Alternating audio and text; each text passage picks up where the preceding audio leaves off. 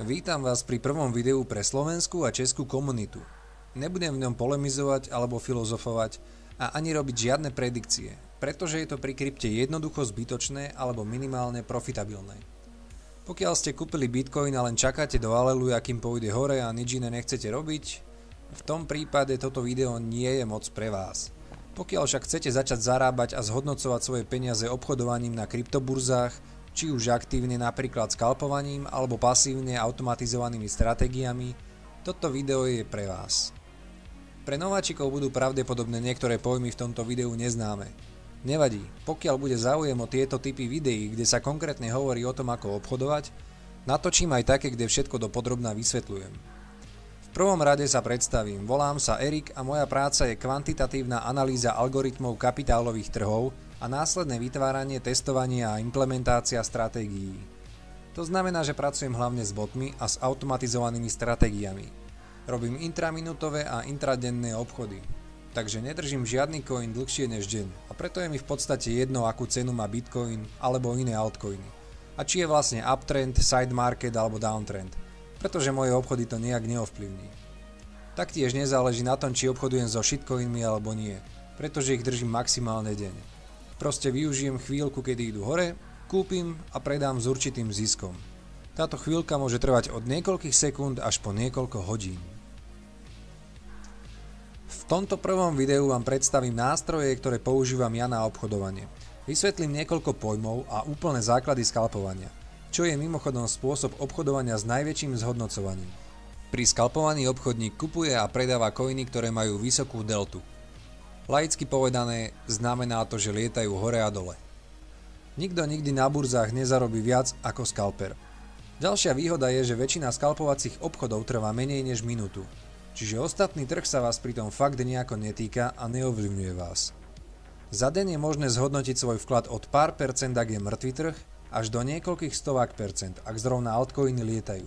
A nie je to nachytávka ako z tých reklám na Facebooku. Pozrite si časť nasledujúceho videa, aby ste si vedeli predstaviť, čo je to scalping. Link na celé video nájdete v popise videa.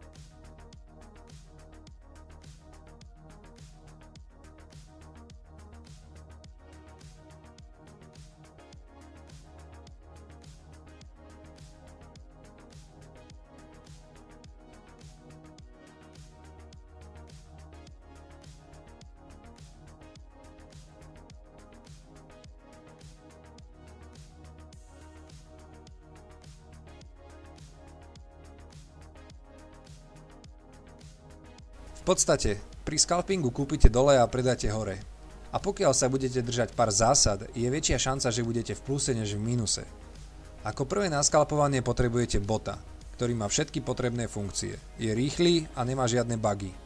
Ja používam napríklad Moonbota. Web stránka na download je taktiež v popise. Moonbot funguje tak, že do neho vložíte API a secret kľúče z Binanceu. Následne sa bot pripojí na burzu a vy môžete obchodovať. Sú dva typy skalpovania. Jeden, kde má všetko pod kontrolou obchodník a druhý, kde bot asistuje obchodníkovi s niektorými úkonmi, ako napríklad so stop lossom a s trailingom. Budem hovoriť o prvom type. Keď má všetko pod palcom obchodník, je jednoduchší pre začiatočníkov. A teraz poďme na konkrétny návod. Začnite tým, že si stiahnete Moonbot z web stránky v popise videa. Po stiahnutí ho spustíte, zadáte API a secret kľúče z Binance a kliknite na Register API Keys a ste pripravení obchodovať. Ešte veľmi dôležitá vec je prepnúť Moonbota do emulator módu. V emulator móde neobchodujete s reálnymi peniazmi, ale s fiktívnymi, čiže môžete skúšať, testovať a učiť sa skalpovať koľko len chcete. Ďalšie 3 dôležité veci v hlavnom okne Moonbota sú Buy Order Size, čo je veľkosť objednávky, s ktorou chcete obchodovať, Buy For je priemerná cena plus percenta, za ktorú chcete kúpiť, a Sell For nastaví cenu predajnej objednávky hneď po kúpe coinu. Tiež je v percentách, ktoré sa rátajú od kúpnej ceny. Posledné nastavenie môžeme odignorovať. Teraz musíme nájsť altcoin vhodný na skalpovanie. Dá sa to urobiť nespočetne veľa spôsobmi, ale spomeniem ten najľahší. Choďte na web stránku CryptoScanner a nastavte si alarmy pri zvýšení ceny nejakého coinu. Môžete tak urobiť, keď kliknete na Configure Alerts. Momentálne to mám nastavené, že mi web stránka dá signál alebo pípne, keď nejaký coin za posledných 15 minút narastie minimálne o 3%. Týmto štýlom nemusím non-stop pozerať na grafy a hľadať aktívne coiny. Stačí len počúvať a ak mi stránka dá signál alebo pípne, stačí si otvoriť daný altcoin v Moonbote. Pokiaľ nič nepípa, môžem sa venovať iným veciam. Takže, keď si vyberiem nejaký coin na skalpovanie, následne ho otvorím v Moonbote. To urobím tak, že do tohto pola napíšem skratku coinu. Ukáže sa mi graf s cenou, množstvom objednávok na kúpnej a predajnej strane. Vidím presne, ako je na tom cena v reálnom čase a môžem veselo obchodovať. No, teda nie až tak veselo. Ešte som vám nedal moje know-how na skalpovanie, tak teda dobre počúvajte a pozerajte. Začnem s úplnými základmi, kedy kúpiť. Samozrejme sú tu aj ďalšie veci, ktoré vám dovolia kupovať na lepších pozíciách a predávať s lepším ziskom, ale o tom potom. Toto je len úvodné video s úplnými základmi. A ešte tu je pár pravidel pre začínajúcich skalperov. Keď budete pokročili a budete tomu rozumieť, môžete tieto pravidlá kompletne odignorovať. Takže tu sú pravidlá. Nikdy nekupujte, keď coin práve rastie, pretože hneď po kúpe môže začať padať. Kupujte len keď klesá alebo hneď po poklese. Nastavte si vždy nižšiu kúpnu cenu, tak do 0,5% od priemernej ceny, aby ste náhodou nekúpili na vrchu nejakého upspikeu. A teraz si povedzme, kedy kúpiť. Pre začínajúcich skalperov budeme sledovať dve základné veci pri kúpe, a to sú steny a cena. Funguje to takto. Keď coin rastie, tak aj vždy začne padať. V momente, keď začne padať, je treba ho sledovať veľmi pozorne. Najprv si nájdete nejakú stenu tvorenú z kúpnych objednávok, pretože je veľká šanca, že sa od nej cena odrazí naspäť hore. Potom už len sledujte, ako sa cena blíži ku tejto stene. Pokles sa začne spomalovať. Keď sa zastaví alebo začne rásť, treba okamžite kúpiť. Kedy predať nebudem v tomto úvodnom videu rozoberať, necháme si to na neskôr, ak bude záujem. Ale je to rovnako dôležité, ako kedy kúpiť. Teraz si ukážeme na viacerých príkladoch, kedy nakupovať. Ako môžeme vidieť na tomto obrázku, cena začala padať, avšak na konci sa jej pád začal spomalovať. Taktiež je na buy strane veľa stien, prvá, druhá, tretia a štvrtá, od ktorých je šanca, že sa táto cena odrazí. Preto toto vidím ako perfektnú pozíciu na kúpenie.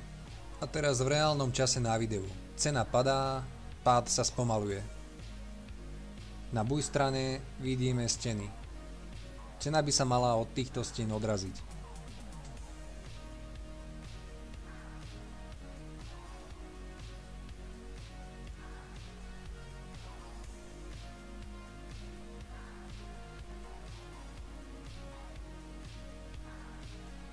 Potom ako sa odrazila, sa snažím nájsť perfektnú šancu predať s čo najväčším ziskom.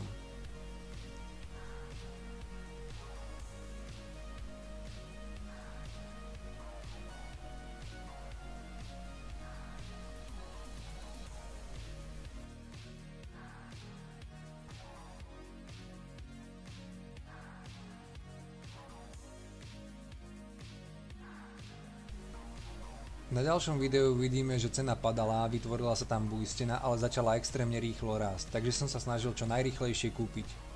a rovnako sa snažím čo najlepšie predať.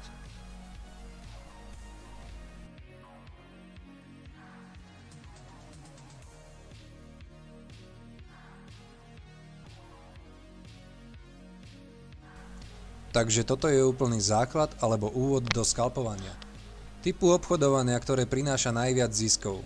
Spomenul som vo videu len základy pre nováčikov. Samozrejme, skalpovanie je omnoho zložitejšie, pokiaľ z neho chcete dostať viacej. A dá sa robiť na oveľa viacej spôsobov. Ale tým, čo bolo spomenuté vo videu, môžete kľudne začať skúšať a učiť sa. Navyše v Emulator móde nemíňate žiadne reálne peniaze.